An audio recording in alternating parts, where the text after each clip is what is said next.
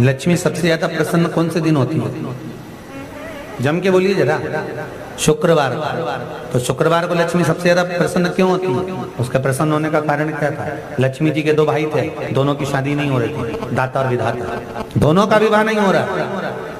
और दाता विधाता के लिए लक्ष्मी बड़ी परेशान थी, रोज नारायण से कहती थी प्रभु कुछ कृपा करिए, दाता विधाता का विवाह नहीं हो रहा, उम्र होती चली जा रही है, इनका कुछ करिए प्रभु, आप नारायण आप कुछ तो कर सकते हो। भगवान नारायण ने तब लक्ष्मी से कहा एक काम करो, बेलपत्री के पेड़ के नीचे बैठकर लक्ष्मी तुम अनुष्ठान करो तुम्हारे भाइयों के विवाह के लिए। इसलिए आज भी हमारे हिंदू धर्म की रीति है कि बेलपत्री के पेड़ के नीचे शाम के समय लक्ष्मी का वासा होता है। इसलिए लोग इस बेलपत्री के पेड़ के नीचे तुम्हारा रात्रि को शाम को 6 बजे से लेकर रात्रि को 8 बजे तक तुम्हारा निवास। जैसे पीपल के पेड़ में देवताओं का निवास, आपको आप लोगों ने यदि पद्म पुराण पढ़ी होगी या सुनी होगी तो उसमें स्पष्ट कहा है पीपल के वृक्ष की गणना, ध्यान देना, पीपल के वृक्ष में सुबह 4 बजे से लेकर 7 बजे तक ब्रह्मा जी का वासा होता है। पीपल के वृक्ष में सुबह 7 बजे तक ब्रह्मा जी का वासा, 7 बजे से लेकर 10:30 बजे तक पीपल के वृक्ष में भगवान विष्णु का वासा। कितनी बजे तक? 10:30। 10:30 से लेकर 11:30 12 बजे तक पीपल के वृक्ष में पितरों का वासा होता है। इसलिए हमारे यहाँ पितरों को श्राद्ध पक्ष में जो भोजन कराया जाता है वो 10:30 से 12 के बीच में कराया। 12 बजे के बाद पीपल के वृक्ष में दोपहर के 1:30 बजे तक आहूतों का वासा रहता है। आहूत कौन? जो गर्भ में शांत हो गए, जो कुंवारी अवस्था में शांत हो गए, जो जन्म लेने के बाद उनका विवाह नहीं हुआ और शांत हो गए, उन आहूतों का वासा उस पीपल के वृक्ष में दोपहर में 1:30 बजे तक रहता है। उसके बाद में प्रेतों का वासा चालू होता है। इसलिए दोपहर के समय पीपल के पेड़ की परिक्रमा नहीं। फिर शाम को 4 बजे से 7 बजे तक पीपल के वृक्ष में शंकर जी का वासा होता है, इसलिए शाम के समय पीपल की परिक्रमा नहीं। 7 बजे के बाद में पीपल के वृक्ष में रात्रि को 9 बजे तक कुबेर का वासा होता है। फिर 9 बजे के बाद में प्रेतवास चालू होता है पीपल के। उसी तरह बेलपत्री का जो वृक्ष है, उस बेलपत्री के वृक्ष के नीचे रात्रि को 8 बजे से लेकर 12 बजे तक बेलपत्री के पेड़ के नीचे कुबेर का निवास होता है। महाराज कुबेर का निवास। प्रयास करा करो इसी बेलपत्री के पेड़ के नीचे हम दीप लगाएं, घी का दीप। यदि संपदा की कमी हो तो, अगर भगवान ने खूब संपदा दी है तो भले मत लगाओ, कोई दिक्कत।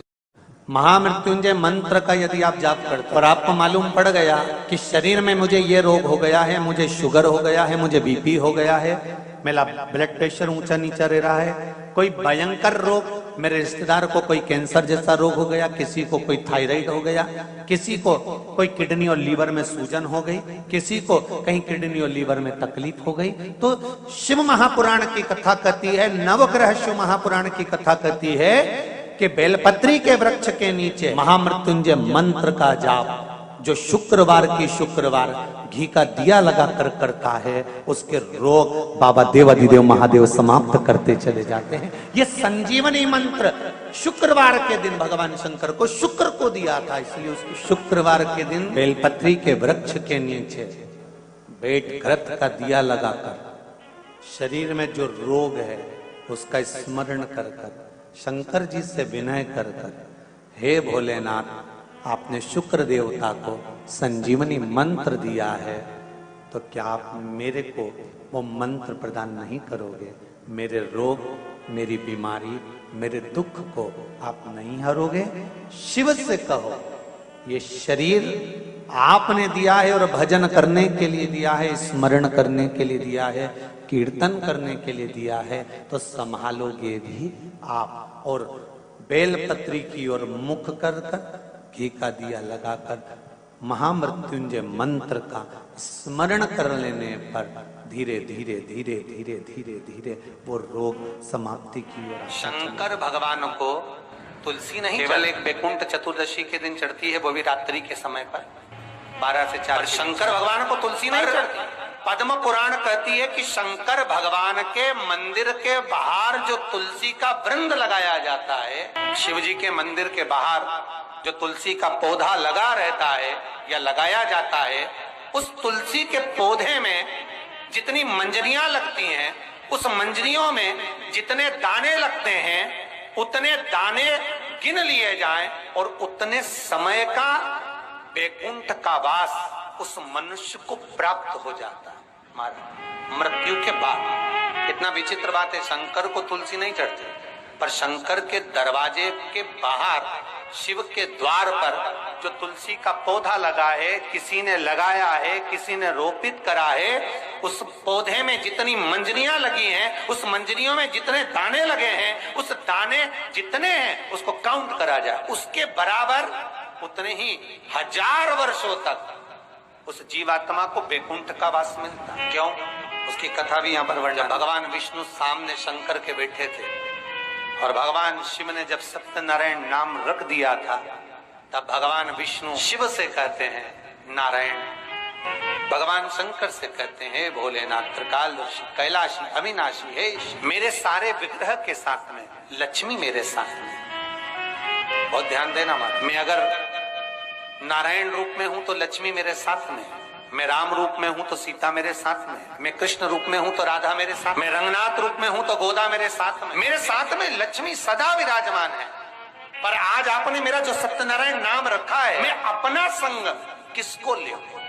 तब भगवान शिव ने कहा, आप जब बाहर निकले जो रोपित मिले बस वही आपको समर्पित हो। तुलसी का पौधा रोपित था, उस तुलसी के दल को भगवान नारायण ने अपना संग बनाया। और बहुत ध्यान देना, सत्यनारायण की कथा हो, चाहे भागवत की कथा हो, चाहे विष्णु पुराण की कथा हो, इन सभी कथाओं में सबसे ज्यादा प्रसाद की महत्वता नहीं है जितनी तुलसी के दल की महत्वता है। क्योंकि सत्यनारायण के साथ में हरि के साथ तुलसी का स्मरण। आइए भक्तों, आज सुनते हैं तुलसी माता की चालीसा। यह चालीसा सुनने से होती है हर रोगों से मुक्ति, मिलती है सुख समृद्धि का आशीर्वाद। तो एक बार बोलिए प्रेम से विष्णु भगवान की जय, तुलसी माता की जय, भगवती माता की जय। श्री तुलसी महारानी करु विनय सिरनाय, जो मम हो संकट विकट दीजे मात नसाय। नमो नमो तुलसी महारानी, महिमा अमित न जाए बखानी। दियो विष्णु तुमको सम्माना, जग में छायो सुयस महाना। विष्णु प्रिय जय जयंती भवानी, तिहु लोक की हो सुख खानी। भगवत पूजा करे जो कोई, बिना तुम्हारे सफल न हो। जिन घर तब नहीं होए निवासा, उस पर करे विष्णु नहीं वासा। करे सदा जो तब नित्य सुमरन, ते ही के काज होए सब पूरन। कार्तिक मास महात्म्य तुम्हारा, जाको जानत सब संसारा। तब पूजन जो करे कुमारी, पावे सुंदर बर सुकुमारी। करे जो पूजा नित प्रति नारी, सुख संपत्ति से होए सुखारी।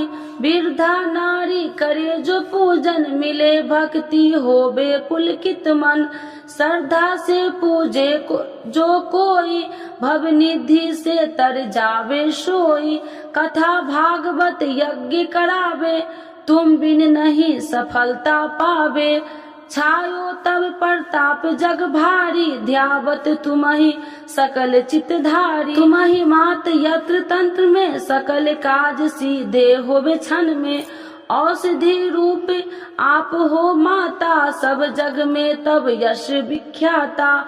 देव ऋषि मुनि और तपधारी, करत सदा तब जय जयकारी। वेद पुराणन तब यश ज्ञाया, महिमा अगम पार नहीं पाया।